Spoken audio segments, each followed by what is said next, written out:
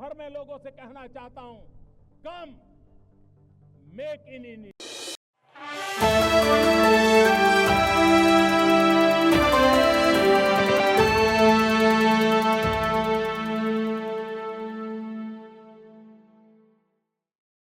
मित्रों, आज हम एक ऐसे विषय पर आपका ध्यान आकृष्ट करना चाहते हैं जो राजनीति का विषय नहीं है, जो भारत की पहचान, अस्मिता, अस्तित्व और भविष्य की संभावना और स्वरूप से संबंधित है।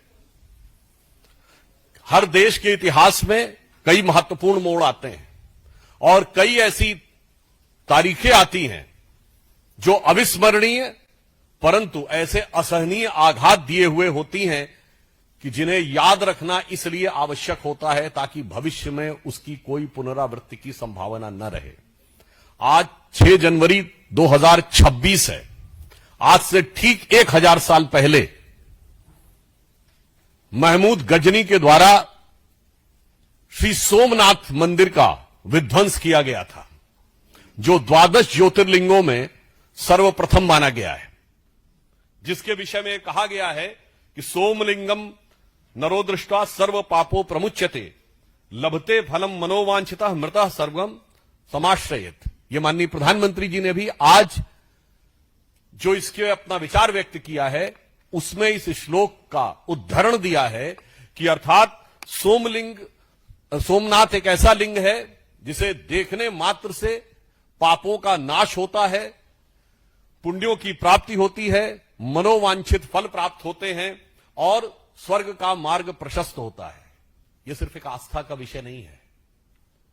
इसका महत्व भारत के लिए क्या था और आज ही इसको याद करने की आवश्यकता क्यों है, इसके लिए मैं ध्यान दिलाना चाहूंगा कि जब सोमनाथ की पुनर्स्थापना हो रही थी तो 11 मई 1951 को भारत के प्रथम राष्ट्रपति डॉक्टर राजेंद्र प्रसाद जी ने कहा था at the inaugural ceremony of Somnath, it is my view that the reconstruction of Somnath temple will be completed on the day when not only the magnificent edifice will arise on the foundation, but the mansion of India's prosperity will be really that prosperity of which ancient temple Somnath was a symbol. अर्थात उन्होंने कहा कि सोमनाथ की पूर्ण प्रतिष्ठा उस दिन नहीं होगी जिस दिन उस दिन नहीं होगी जिस दिन भव्य रूप में वह मूर्ति और मंदिर प्रतिष्ठापित होगा, बल्कि उस दिन पूर्ण मानी जाएगी जिस दिन भारत की समृद्धि का शिखर भी उसी प्रकार उठता हुआ दिखाई पड़ेगा जिस समृद्धि से आकर्षित होकर यह क्रूर बर्बर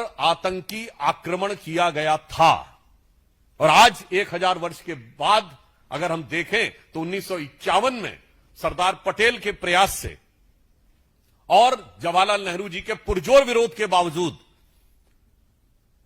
प्रथम राष्ट्रपति डॉक्टर राजेंद्र प्रसाद जी की उपस्थिति में यह स्वप्न साकार हुआ था। और आज प्रधानमंत्री श्री नरेंद्र मोदी जी के नेतृत्व में जो बात डॉक्टर राजेंद्र प्रसाद जी ने कही थी कि समृद्धि की तरफ जब भारत बढ़ेगा तो यह पूर्ण होता हुआ दिखाई पड़ेगा, तो आज पूर्णता की तरफ बढ़ रहे हैं। जब हम चौथी बड़ी इकोनॉमी है, चौथे बड़े स्टॉक एक्सचेंज हैं, तीसरे बड़े ऑटोमोबाइल मैन्युफैक्चरर हैं, दूसरे बड़े मोबाइल हैंडसेट के मैन्युफैक्चरर हैं और डिजिटल ट्रांजैक्शन में दुनिया के नंबर 1 देश ही नहीं है, वर्ल्ड की सारी मेजर इकोनॉमीज में लगातार 2 साल से फास्टेस्ट ग्रोइंग इकोनॉमी है। अर्थात जो सोमनाथ के संकल्प का विचार था वो आज चरितार्थ होता हुआ नजर आ रहा है। दूसरी बात यह आती है कि इसको आज स्मरण रखने की क्यों आवश्यकता है, क्योंकि इस देश की अस्मिता के साथ एक बहुत घिनौना मजाक किया गया। मैं घिनौना मजाक शब्द इसलिए कहता हूं, हमारी जनरेशन के आप सब लोगों ने पढ़ा होगा, इतिहास में पढ़ाया जाता है कि साहब जो कुछ मोहम्मद गजनी ने किया सोमनाथ पे वो तो केवल पैसा लूटने के लिए किया था, उसका कोई धार्मिक भावना से लेना देना नहीं था। और इतना ही नहीं, और इसका स्रोत कहां से आता है, पंडित जवाहरलाल नेहरू की डिस्कवरी ऑफ इंडिया। जो मूल एडिशन 1948 में छपा है उसमें 161 और बाद के एडिशन में 240 के आसपास आ जाता है, तो पेज नंबर वेरी कर सकता है पर आप जाकर चेक कर सकते हैं। वो कहते हैं Mahmud was far more a warrior than a man of faith. Like many other conquerors, he used to exploit the name of religion for its conquest. India was to him just a place from which he could earn the treasures and material. यानी वो कोई धार्मिक उन्मादी नहीं था, वो तो पैसा कमाने के लिए आया था और उसके लिए भारत में आकर सिर्फ पैसा प्राप्त करना ही उसका उद्देश्य था। और आगे वो लिखते हैं कि वो कला का कितना बड़ा प्रेमी था कि जब वो मथुरा में एंटर करता है तो वो इतना प्रभावित हो जाता है वहां की स्थापत्य कला को देख के। The building interested him was so much impressed by the city of Mathura from Delhi. All about he wrote that there was 1,000 edifice from which the faith has fallen, nor it's likely the city attained the present. वो कहते हैं कि वो देखकर इतना अभिभूत हो जाता, कहता लगता ही नहीं इतनी सुंदर मूर्तियां और सुंदर मंदिर और सुंदर भवन मनुष्यों के बनाए हुए हैं, तो जिन्न के बनाए हुए हैं। और कहते देखिए जवाहरलाल नेहरू जी कहते हैं कि महमूद गजनी कितना कला का प्रेमी था, जबकि उन्होंने जिस बुक से लिया है वो उसके साथ आए हुए खुद के इतिहासकार उतबी ने अपनी किताब तारीख-ए-यामनी में लिखा है कि जिस समय उसने मंदिर पे कैप्चर कर लिया और वहां के समस्त पुरोहित और राजा उनके पास गए और उन्होंने कहा कि शिवलिंग को खंडित मत करिए, इसके बदले में हम आपको लाखों स्वर्ण मुद्राएं देंगे। और उनके एडवाइजर्स को लगा कि ये एक अच्छा मौका है, हमें एक पत्थर से क्या लेना देना है, अगर इतना मिलता है तो ये खुद महमूद गजनी के साथ आए हुए इतिहासकार जिससे ये प्रेरणा ले रहे हैं नेहरू जी और उनके बाद उनके गोत्र के समस्त इतिहासकार, वो क्या लिखता है, कहता महमूद ने मना कर दिया। किस लिए मना कर दिया? वो कहता है इसलिए कि मैं चाहता हूं कयामत के दिन मैं एक बुत शिकन के रूप में जाना जाऊं, ना कि बुत परस्तों के साथ सौदागरी करने वाले एक गलीच बुत फरोश के रूप में। यानी शुद्ध हिंदी में कह देता हूं, अर्थात मैं चाहता हूं कि कयामत का दिन आए तो मेरी ख्याति हो कि मैंने मूर्ति भंजक के रूप में मेरी ख्याति हो, ना कि मूर्ति पूजकों के साथ सौदागरी व्यापार करने वाले एक नीच इंसान के रूप में। अब बताइए जितने लेफ्टिस्ट और ये सब समझाते हैं ये सारी थ्योरी डिमोलिश्ड जो उसी में लिखी हुई है, मगर इतिहास को कैसा डिस्टॉर्ट किया गया। और सुनिए जो नेहरू जी ने लिखा डिस्कवरी ऑफ इंडिया में, जो कहा गया कि वो बड़ा प्रेमी था, ठीक इसी में इसी किताब में, और ये एन नंबर ऑफ रेफरेंसेज में बहुत लिखा गया है, history of India as told by various historians, इसमें है translation of Tarikh ul Yamini by of the Mahmud chronicles, उसमें भी लिखा है कि जैसे ही वो मथुरा में देखता पहले तो बड़ा प्रभावित होता, फिर कहता सारे मंदिरों और बिल्डिंगों को नष्ट कर दो। डिस्कवरी ऑफ इंडिया में वो सेंटेंस गायब, और इंटरप्रिटेशन ये कि वो तो बहुत बड़ा कला प्रेमी था। इसलिए आज भारत की अस्मिता के साथ हुए इस आघात और उसके साथ हुए इस घिनौने मजाक को याद रखने की आवश्यकता है। और एक और चीज आपको बताना चाहता हूं, भारत का एक और बहुत बड़ा नुकसान किया गया। वो क्या किया गया? आप सबने फिल्मों में डायलॉग सुना होगा, एक वो पुरानी फिल्म थी 1991 की शायद, जिसमें दिलीप कुमार और राजकुमार दोनों थे, जिसमें उनका हेलीकॉप्टर लैंड कर जाता है तो कहता लो बंदूक मार लो, तो कहता नहीं हम तुम्हें मारेंगे और जरूर मारेंगे, मगर तब जब बंदूक भी हमारी होगी, गोली भी हमारी होगी, इलाका भी हमारा होगा और वक्त भी हमारा होगा। ये डायलॉग सिर्फ फिल्मों में सुना होगा, परंतु ऐसा नहीं है। महमूद गजनी के साथ आए हुए इतिहासकार ने लिखा है कि एक हिंदू शाही डायनेस्टी थी, आप में तो अब किसी को नाम में नहीं पता होगा, उसकी राजधानी काबुल थी, जिसका नरेश धर्मपाल जब ये लूट के गया और धर्मपाल से युद्ध के बाद भी वो गया और आज के जो कजाकिस्तान की तरफ, और उसे पता चला कि तुर्क राजाओं ने महमूद गजनी को घेर लिया है, तो अलबरूनी ने लिखा है, अलबरूनी ने लिखा है, क्या लिखा? उसने कहा जब घेर लिया है तो वो धर्मपाल उसको कहता है कि मैं 2000 घुड़सवार, 10,000 सैनिक और 100 हाथियों के साथ तुम्हारी मदद करने को आने को तैयार हूं, मगर किस लिए?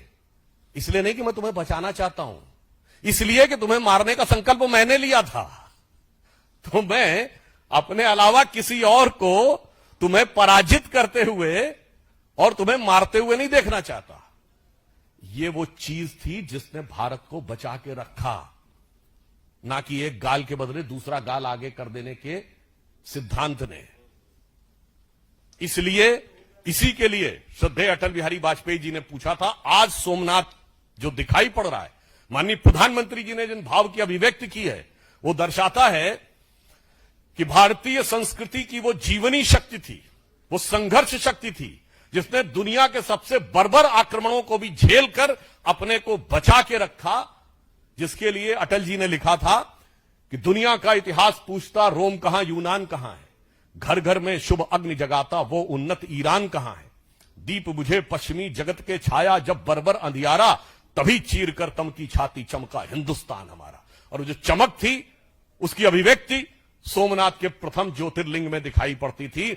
मगर अफसोस 1835 में मैकॉले ने जो विष हमारे दिमागों में भरना शुरू किया, 2035 में प्रधानमंत्री जी ने कहा उस विष से मुक्त करनी है। उस विष का बहुत बड़ी विष बेल को काटने का प्रतीक सोमनाथ का मंदिर था। अब आप कहेंगे साहब बहुत इतिहास की बात हो गई, आज के कॉन्टेक्स्ट में क्या है?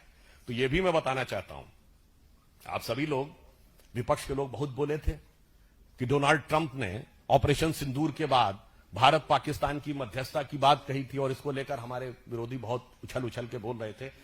तो 11 मई 2025 को डोनाल्ड ट्रंप ने यह भी बोला था कि 1000 ईयर से इंडिया और पाकिस्तान के बीच की लड़ाई है और कश्मीर उससे जुड़ा हुआ मुद्दा है। तो मैं पूछना चाहता हूं, इन लोगों में से किसी ने सवाल किया कि 78 साल पहले बना हुआ देश में 1000 साल पुरानी लड़ाई क्यों है? ये वही 1000 साल की लड़ाई है जिसका 1000 साल आपको दिखाई पड़ रहा है। और ये मैं केवल अपने मन से नहीं कह रहा हूं। पूछिए पाकिस्तान की सरफेस टू एयर मिसाइल का नाम क्या है? Ghazni. Air to air missile का नाम बाबर। दूसरी मिसाइल का नाम गौरी। इसलिए जो इस देश में बैठकर मैकाले के मानस पुत्र और मार्क्स के मानस पुत्र, यानी जिनके दिमाग में एम फैक्टर बहुत घुस गया है, the Macaulay factor of 19th century and the Marxist factor of 20th century, और कुछ और भी आप लोग सोच रहे होंगे, तो आपकी बुद्धिमत्ता पे मुझे पूर्ण विश्वास है। तो उसका उत्तर भी एम फैक्टर ही है, यानी मोदी फैक्टर। जो मोदी जी ने आज इस विषय पे अपने विचारों की अभिव्यक्ति की है, राष्ट्र को उसे समझने की आवश्यकता है। और इसलिए मैं कहना चाहूंगा, प्रधानमंत्री जी ने यह बात कही है कि यह अमृतकाल है 22 वर्ष का, और 22 वर्ष बचे हैं उसमें, 25 वर्ष का, और यह वो आधार बनाएगा जो 1000 साल तक भारत का मार्ग प्रशस्त करेगा। मगर उसके साथ साथ उन षड्यंत्रों, धूर्तताओं और कष्टों को भी याद रखने की जरूरत है जो हजारों साल से भारत पे हुए हैं। जो लोग ये कहते हैं कि मुगल आक्रमणकारियों के दौर में भारत में क्या क्या हुआ, तो उनके मैं बहुत डिटेल में नहीं जाना चाहता, सिर्फ इतना बता देना चाहता हूं कि एंगस, जो प्रोफेसर आरजी रमल ने डिमोसाइट बनाई है, जिन्होंने वर्ल्ड की हिस्ट्री का पूरा किया है, कब कब कितने लोग मारे गए, उसमें तुगलक के दौर में कितने मारे गए, खिलजी के दौर में कितने लाख मारे गए, मुगल के दौर में कितने मारे गए, कुल मिलाकर उन्होंने 60 मिलियन से 80 मिलियन लोगों के मैसेकर की बात कही है। विल डूरांड ने हिस्ट्री ऑफ सिविलाइजेशन में लिखा है, the Muslim conquest of India was not one of the bloodiest, he said was the deadliest. Colonel James Tod ने लिखा है annals and antiquities of Pakistan of Rajasthan में कि जब अकबर ने कैप्चर किया तो उसने 2980 किलोज के जनेऊ तोले, 2980 किलोज। आप सोच सकते हैं कि कितना था। ये किसने लिखा? फॉरेनर्स ने। इसलिए मैं कहना चाहता हूं, मजाक मत उड़ाइए। यह देश उसके बाद भी आज जीवित है, स्वतंत्र हुआ और उसके बाद प्रखरता के साथ आगे बढ़ रहा है अपनी उस शक्ति के कारण, जिसे समझिए और आश्वस्त रहिए कि आज जब पूरी दुनिया लड़ाई लड़ने में लगी हुई है, मैं देशों का नाम नहीं ले रहा हूं, सब एक दूसरे को के ऊपर आक्रमण करने और आधिपत्य में लगे हैं, उसमें यदि भारत का राइज हो रहा है तो इन मूल्यों को स्थापित करने के लिए हो रहा है, जो विध्वंस और हिंसा के खिलाफ होगा। India is all set to rise, not to dominate the world but to motivate the world. और उसका मूल आधार वह हिंदू संस्कृति, हिंदू सभ्यता है, जिसे कलंकित करने का प्रयास और उसके ऊपर हुए इतिहास के सबसे घनघोर नरसंहार, विल डूरांड ने जो कहा है, उसको छुपाने ही नहीं, नरसंहार करने वालों को महिमा मंडित करने के इस दुष्चक्र और षड्यंत्र को समझने की जरूरत है। और भारत क्या सोचेगा, जो प्रधानमंत्री जी ने कहा कि अगले 1000 साल तक, तो अटल जी की इस पंक्ति से समाप्त करता हूं, जो उनकी बड़ी प्रसिद्ध कविता थी, हिंदू तन मन हिंदू जीवन रग रग हिंदू मेरा परिचय। तो उसका जो अंतिम छंद है कि होकर स्वतंत्र मैंने कब चाहा मैं कर लूं जग को गुलाम, मैंने तो सदा सिखाया है करना अपने मन को गुलाम। गोपाल राम के नामों पर कब मैंने अत्याचार किया, कब दुनिया को हिंदू करने घर घर में नरसंहार किया, कोई बतलाए काबुल में जाकर कितनी मस्जिद तोड़ी। भूभाग नहीं, शत शत मानव के हृदय जीतने का निश्चय। हिंदू तन मन, हिंदू जीवन, रग रग हिंदू मेरा परिचय। आज जिस प्रकार से सुधांशु जी ने अभी विस्तृत रूप से बताया कि अस्तित्व, वर्तमान और भविष्य हमारे भारत की सभ्यता का सोमनाथ से जुड़ा हुआ है, परंतु भारत के अस्तित्व, वर्तमान और भविष्य से जुड़ा हुआ सुरक्षा के दृष्टिकोण से एक विषय जिस पर आज सुप्रीम कोर्ट का एक अहम निर्णय आया है। और इस निर्णय के बाद जो टुकड़े टुकड़े गैंग है हमारे देश में, उनको बड़ा दुख भी हो रहा है और दर्द भी महसूस हो रहा है। आज जिस प्रकार से उमर खालिद और शर्जील इमाम, जिसके लिए केवल कांग्रेस पार्टी और उसके इकोसिस्टम से नहीं बल्कि विदेश से भी बहुत सारे पत्र और संवेदनाएं प्रकट हो रही थी, आज उन दोनों व्यक्तियों को सुप्रीम कोर्ट ने किसी भी प्रकार की राहत डिनाई कर दी है, उनके बेल को रिजेक्ट कर दिया है। और केवल बेल रिजेक्ट ही नहीं किया बल्कि यह भी कहा कि जो इस प्रकार का अपराध उन्होंने किया है, प्रथम दृष्टया आतंकवाद और दिल्ली को जलाने के जो भी चार्जेस उनके खिलाफ लगाए गए हैं, वो प्रथम दृष्टया सही साबित होते हैं। वो क्वालिटेटिवली एक डिफरेंट फुटिंग पर है, मतलब कि कोई आम अपराध नहीं किया है, बहुत ही गंभीर अपराध, देश को टुकड़े टुकड़े करने वाला अपराध, इस दृष्टिकोण से उसको देखा गया है। और यह भी कहा गया है कि जिस प्रकार से उन्होंने ये कृत्य किए, ये दिखाता है कि जो दिल्ली में दंगे किए गए वो दरअसल संयोग नहीं, सोचा समझा प्रयोग भी नहीं, मैं तो कहूंगा हिंदू विरोध का और यही M factor, vote bank factor का सबसे बड़ा उद्योग था। ये दंगे जो थे वो स्पॉन्टेनियस नहीं, स्पॉन्सर्ड थे। ये जो दंगे हुए वो ऑर्गेनिक नहीं बल्कि ऑर्गेनाइज थे। और उसके पीछे की मंशा थी कि यहां पर, जैसे अभी हमने हाल ही में कई देशों में देखा है, जिसके लिए दुआ इबादत भी रोज कांग्रेस के लोग, समाजवादी पार्टी के लोग करते हैं, कि हिंसात्मक रूप से यहां पर सत्ता का तख्ता पलट करवाया जाए। इस दृष्टिकोण से यहां पर हिंदू विरोधी नरसंहार जिस प्रकार से 1000 वर्ष पहले भी हमने देखा था, उसी प्रकार से करवाया गया। मतलब उस समय पर जो खलनायकों का महिमा मंडन करने का काम आज भी कांग्रेस का इकोसिस्टम करता है, गजनी और गौरी का, आज भी वो इकोसिस्टम दिल्ली को टुकड़े टुकड़े गैंग के साथ क्यों? कभी ये अफजल गुरु के लिए कहते हैं अफजल हम शर्मिंदा है, कभी ये कहते हैं याकूब हालात का मारा था, कभी ये कहते हैं बाटला हाउस में जो मारे गए उनके लिए आंसू बहाती थी सोनिया गांधी जी, कभी ये नक्सलियों को शहीद बोलते हैं। और आज शर्जील इमाम और उमर खालिद के साथ भी यही इकोसिस्टम खड़ा है। तो सवाल यह बनता है कि कांग्रेस पार्टी, अब जबकि ये सुप्रीम कोर्ट का इतना बड़ा निर्णय आया है, तो क्या कांग्रेस पार्टी दिल्ली में मारे गए हमारे अंकित शर्मा जी के परिवार से, रतनलाल जी के परिवार से, दिलबर नेगी के परिवार से क्या नाक रगड़कर माफी मांगेगी? और केवल कांग्रेस ही नहीं, समाजवादी पार्टी, तृणमूल कांग्रेस, आम आदमी पार्टी, ताहिर हुसैन जिसके घर से पेट्रोल बम और क्या क्या नहीं बरामद हुआ, वो ताहिर हुसैन तो आम आदमी पार्टी का नेता था, केजरीवाल जी का सबसे करीबी। और बाकायदा संजय सिंह जी ने प्रेस वार्ता करके कहा था कि ताहिर हुसैन को इसलिए फंसाया जा रहा है क्योंकि वो मुसलमान है। अब आम आदमी पार्टी से भी सवाल है कि क्या ऐसे दंगाई, आतंकी, जिहादी मानसिकता वाले तत्वों को क्या एम फैक्टर के चलते ही संरक्षण दिया जा रहा था? तो आज इस विषय पर भी जो हम लोगों ने बात रखी है, इसके अतिरिक्त और कोई भी सवाल हो आपके बीच में तो आप सवाल पूछें। मुझे समझ में नहीं आता, अगर यादव है तो भगवान कृष्ण के 2 वंशज हैं। इसे कहते हैं मैकाले की मैरिजुआना। यदि किसी व्यक्ति को मैरिजुआना दिमाग में आ जाए ना, M factor, again I am saying the marijuana of Macaulay and Marx has been so embedded in his mind कि वो अपना मूल ही भूल गए कि भगवान विष्णु के दशावतारों में से एक योग योगेश्वर भगवान कृष्ण के वंशज। और ऐसा नहीं है, ये उनकी पार्टी का प्रॉब्लम है। उनके नेता को भी गायों में बदबू आती है और बकरे कटने में खुशबू आती है। और याद करिए दूसरे जो उन्हीं के वंश के हैं, लालू प्रसाद यादव जी, बिहार का चुनाव हुआ था, 30 अक्टूबर को गोपाष्टमी हुई थी। गाय का जो महत्व है भारत की संस्कृति में, गोपालक समाज सबसे बड़ा अगर गाय से सर्वाधिक भावनात्मक संबंध है तो यादव समाज का है, गोपालक समाज। और गोपाष्टमी की पूजा करते हुए कोई फोटो देखी? नहीं। मुहर्रम के ताजिए के आगे झुके हुए देखी। इसलिए जिनका जमीर आज इतना नीचे चला गया है राजनीतिक स्वार्थ में, तो उनके लिए एक पंक्ति कहना चाहूंगा कि शाम तक सुबह की नजरों से उतर जाते हैं, इस कदर समझौतों पे जीते हैं कि जमीर ही मर जाते हैं।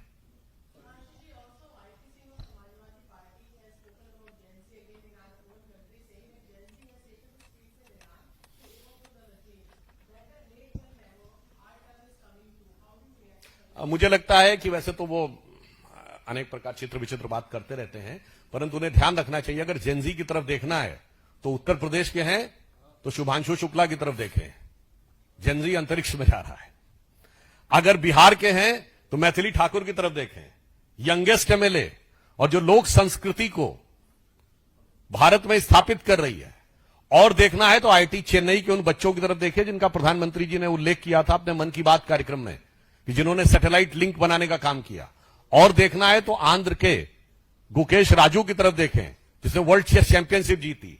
और उसके बाद भी अगर और गौर से देखना है तो महाराष्ट्र के देवव्रत महेश रेके की तरफ देखें, जिसने कि वाराणसी में दंडक्रम पारायण के द्वारा शुक्ल यजुर्वेद के 2000 मंत्रों के दंडक्रम पारायण कॉम्बिनेशन में 2 लाख जो कॉम्बिनेशन बनते हैं उनका त्रुटिहीन सतत पाठ करके दिखा दिया। इसलिए मैं कह रहा हूं भाई, नजरें देखो नजारा कितना बदला हुआ है। नजर पे से चश्मा हटाओ मोदी विरोध का, तब असली दुनिया दिखेगी।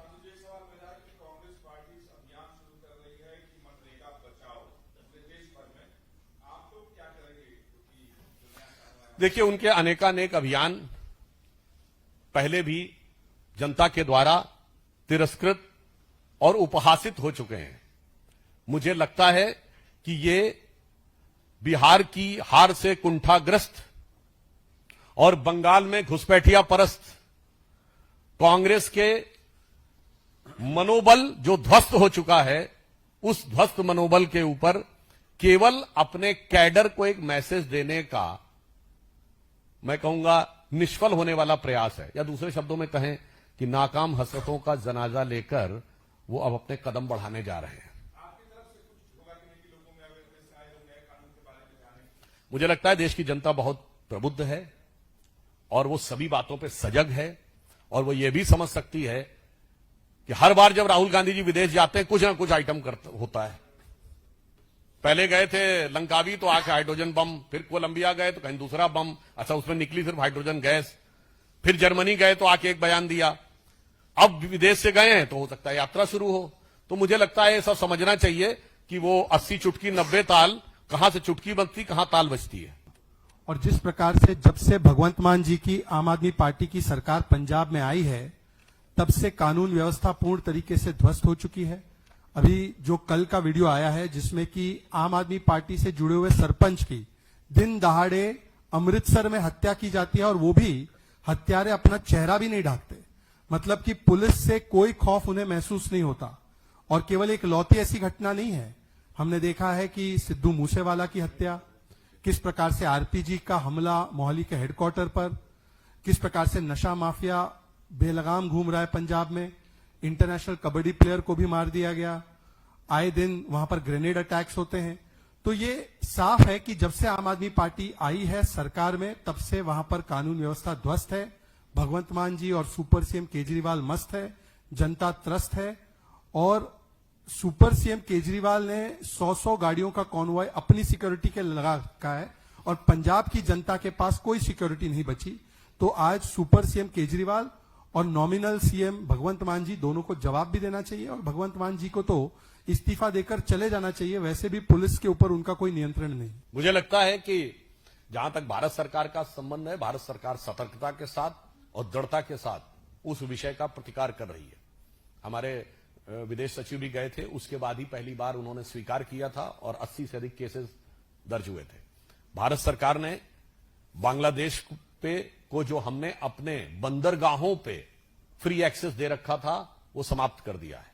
और जहां तक मीडिया पे आक्षेप की बात है, तो मैं आह्वान करना चाहूंगा कि अभिव्यक्ति की स्वतंत्रता के अलंबरदार, जो कहते हैं मीडिया की स्वतंत्रता के झंडा बरदार और कट्टरपंथी ताकतों के फरमाबरदार आज कौन से बिल में जाकर बैठ गए हैं।